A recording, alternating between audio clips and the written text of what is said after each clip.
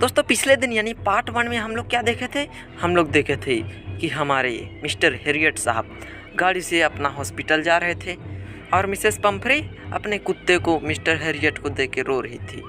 Mrs Pomfrey के जितने भी नौकर चाकर थे, जितने भी उसके स्टाफ लोग थे, वो लोग कुत्ता का दिन का बिस्तर, रात का बिस्तर, खिलौना, कुत्ते के सोने के लिए गद्दा, सुबह का खाने के लिए कटोरा, दोपहर का खाने के लिए भी कटोरा, शाम के खाने के लिए भी कटोरा, इतना सारा चीज़ लेके गाड़ी की तरफ आ रहे थे।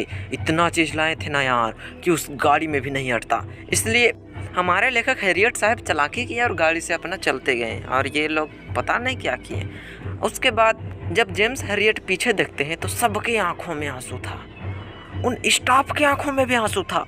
क्यों था भाई? जब उस सब का मालिक रोएगी तो वो कैसे नहीं रोएगा? ज़बरदस्ती भी रो सकता है नहीं तो उसका मालिक नहीं बोलेगी। मेरा मजाक उड़ा रहा था, इसलिए सबके आंखों में आंसू था। जब जेम्स हैरियट जब हॉस्पिटल पहुंचते हैं ना, तो जितने भी हॉस्पिटल का कुत्ता था सब जेम्स हैरियट को आके घेर लेता है और देखता है कि क्या लाए हैं। यार ऐसे ही होता है, अपना कुत्ता जब भी तुम अपने घर जाओगे ना, तुम्हारा कुत्ता रिसीव करने के लिए जाएगा, पैर सबको चाटेगा सूंघेगा, यही सब करेगा। जेम्स हैरियट ने ट्रिकी को ज़मीन पर रख दिया। जब ज़मीन पर रखा तो सारे कुत्ते उसको सूंघने के लिए आ गए। क्या चीज़ है ऐसा करके।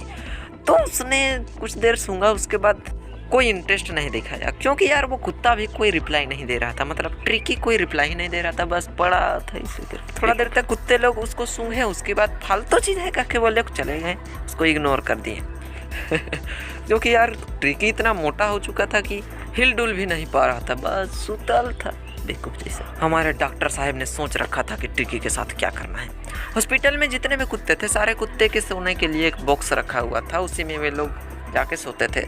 जहाँ सब कुत्ते सोते थे वहीं पर एक और बॉक्स लगा दिया ट्रिकी के लिए और वहीं पर ट्रिकी को सोने के लिए रख दिया और दरवाज़ा बंद कर दिया। जेम्स हैरियट साहब ने ट्रिकी को 2 दिन तक खाना नहीं दिया। बाप रे बाप, 2 दिन तक? यार 2 दिन तक तुम उपवास रहने सकोगे? बिल्कुल नहीं, लेकिन ये कुत्ता रह जाता है यार मैं भी नहीं रह सकूँगा। खाना नहीं दिया लेकिन पानी तो दिया, पानी खूब पिलाया। दूसरा दिन ख़त्म होने वाला था तो उस दिन ट्रिकी बाहर की दुनिया में थोड़ा इंटरेस्ट दिखाया, मतलब थोड़ा चंगा हो रहा था, हिलने डुलने सब सक रहा था। उसके बाद दूसरा दिन भी बीत गया। जब तीसरा दिन सुबह हुआ ना भाई, तो उस समय ट्रिकी बाहर के कुत्ते के भौंकने का आवाज़ सुना तो वो भी भौंकने लगा, भौ भौ भौ भौ, थोड़ा भौंकने लगा ये देखकर हैरियट ने उसका दरवाज़ा खोल दिया। ट्रिकी बाहर आया। जब बाहर आया तो वो सोचा कि चलो इस कुत्ते लोग से दोस्ती किया जाए। दोस्ती करने के लिए आया तो क्या दोस्ती करेगा, सब कुत्ते लोगों ने उसको घेर लिया। एक जो नाम का शिकारी कुत्ता भी था। अच्छा, उसके बाद वे कुत्ते लोग ने उसको रोलिंग किया, इधर उधर पटका किया, खेला। उसके बाद सब कुत्ते लोग गार्डन में चले गए, बगीचे में चले गए। तो उसे देखकर ट्रिकी भी पीछे पीछे चला गया। चलो यार हम भी चलते हैं, कभी ना कभी दोस्ती होगी ही। उसने हार नहीं माना। गार्डन में ट्रिस्टन नाम का हमारे लेखक का एक स्टाफ था। वो सारे कुत्तों के लिए अलग अलग खाना लगा रहा था, अलग अलग पात्र में, अलग अलग थाली में, मतलब कटोरा में खाना लगा रहा था। तो सारे कुत्ते जल्दी जल्दी आ रहे थे, क्योंकि भाई कुत्ते तो कुत्ते होते हैं, अपना खाना जल्दी जल्दी ख़त्म करके दूसरे का कटोरा में चले जाते हैं उसका को भी खाने के लिए। इसलिए सब कोई सोचते हैं कि अपना अपना खाना को जल्दी जल्दी खा के ख़त्म कर दे ताकि दूसरा कुत्ता खाने ना सके और उसका भी पेट भर जाए। तो यार ट्रिकी भी पीछे पीछे धीरे धीरे लड़र लड़र करते आ रहा था। उसके बाद जब वो पहुंचा तो सारा खाना ख़त्म हो चुका था, सारा खाना छूमंतर हो चुका था। उसने कटोरा को थोड़ा मोड़ा चाटा, उसके बाद वापस चला गया। डॉक्टर ये देख के बहुत खुश हुआ, क्योंकि उस समय वो भी गार्डन में था। उसने देखा कि बिना किसी दवाई का ट्रिकी में इतना सुधार आ रहा है। उसके बाद दूसरा दिन ट्रिकी के लिए एक अलग कटोरा रखा गया।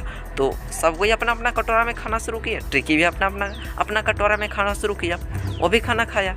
सब कुत्ते लोग खुश तो थे ही, हमारे हैरियट साहब का खुशी का ठिकाना नहीं रहा, क्योंकि यार इतना जल्दी इतना ज़्यादा इम्प्रूवमेंट होना कोई छोटी मोटी बात नहीं है उसके बाद हमारे हैरियट साहब ट्रिकी का हरकत सबको बताते हैं। वो बोलते हैं कि ट्रिकी हमेशा दूसरे कुत्ते के साथ ही रहता था और दौड़ता रहता था, इधर उधर खेलता रहता था।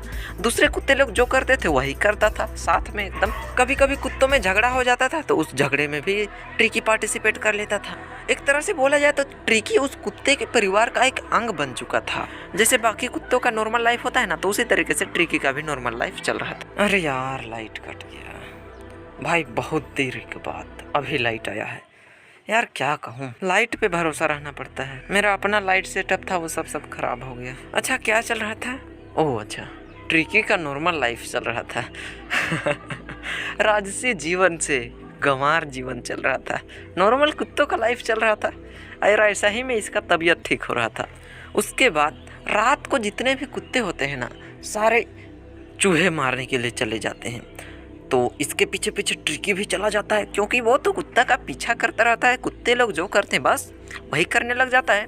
बस कुत्तों के साथ घुल मिल गया था एक तरह से बोला जाए तो। इधर ट्रिकी की मैडम मिसेस पंफरे फ़ोन कर रही थी, हमारे साहब को परेशान कर रही थी। लेखक का क्या नाम है भाई? हैरियट साहब। हाँ, तो उनके पास डेली कई बार फ़ोन करते थे, बोलते थे कि हमारा ट्रिकी कैसा है, ठीक ठाक है ना, उसका तबीयत में इम्प्रूवमेंट हो रहा है कि नहीं हो रहा है। दिन भर में कई बार पूछती रहती थी। सेकेंड चीज़ पूछते थे कि हमारा ट्रिकी का जो कोट है वो समय पर बदला जा रहा है या फिर नहीं बदला जा रहा है, क्योंकि दिन में कई बार वेदर चेंज होता है। अरे भैया, दिन का मौसम में कुत्ता का कोट बदलेगा, ये सब पूछती थी उसके बाद बोलती थी कि ट्रिकी के सोने के लिए तकिया सही से लगाया जा रहा है नहीं, उसे बदला जा रहा है या फिर नहीं। मतलब वो जैसा घर में करते थे ना, वैसा ही हॉस्पिटल में भी करवाना चाहते थे।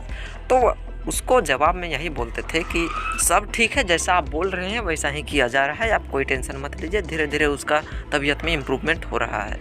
यार मिसेस पंफरी का कुत्ता का तो बात छोड़ो, हम लोग का कुत्ता का बात कर लेते हैं। यार मेरा जो कुत्ता था ना, वो ज़िंदगी भर हमारे घर के बाहर रहता था, घर के बाहर रहता था, बाहर कहीं पर पड़ा रहता था।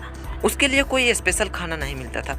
हम लोग 3-4 पड़ोसी मिलके जो खाना बचा हुआ रहता था उसको उसके लिए दे देते। घर का बचा खुचा हुआ खाना खाता था और इतना वफादार था, मानोगे। एक दिन हमारे घर का दरवाज़ा खुला हुआ था, उस दिन रात भर यार दरवाज़ा के पास से हटा ही नहीं। 12 बजे रात को मेरी मम्मी देखी, अरे भैया दरवाज़ा तो खुला है। उसके बाद कुत्ता देखी, चलो कोई बात। उसका एक ज़बरदस्त क्वालिटी था, घर के अंदर तुम यदि मीट भी रख दो ना, मीट को देखकर वो दरवाज़ा के अंदर नहीं जाएगा। दरवाज़ा खुला है, आंगन में मीट है, अंदर नहीं घुसेगा, कोई हाल में घर के अंदर नहीं घुसता था और हमारा प्रोटेक्शन बहुत ज़बरदस्त करता था। मिसेस पंफरी का कुत्ता उसको प्रोटेक्शन तो नहीं करेगा, लेकिन ये बात ज़रूर है कि मिसेस पंफरी उस कुत्ते का प्रोटेक्शन ज़रूर करेगी वो जो कुत्ता था हम लोग का, वो कुत्ता अभी मर गया, अभी तो इस दुनिया में नहीं है, लेकिन जो भी था बहुत मस्त था। वो गांव का ही कुत्ता था यार, कोई शहर से नहीं लाया गया था। यार आज तो बहुत बात कर लिए, तो यार आज चैप्टर भी तो ख़त्म नहीं हुआ। चलो कोई बात नहीं, नेक्स्ट पार्ट में देख लिया जाएगा। ये सब बात करना भी ज़रूरी था भाई नेक्स्ट पार्ट में हम लोग देखेंगे कि मिसेस पंफरी कुत्ते के लिए 2-2 दर्जन डेली अंडा भेजती थी, दारू सब भेजती थी। वाह भाई वाह, कुत्ता दारू पिएगा जो अंडा दारू सब आता था ना भाई, उसको हमारे लेखक खाते थे। तो चलो आज के लिए बस इतना ही, मिलते हैं नेक्स्ट पार्ट।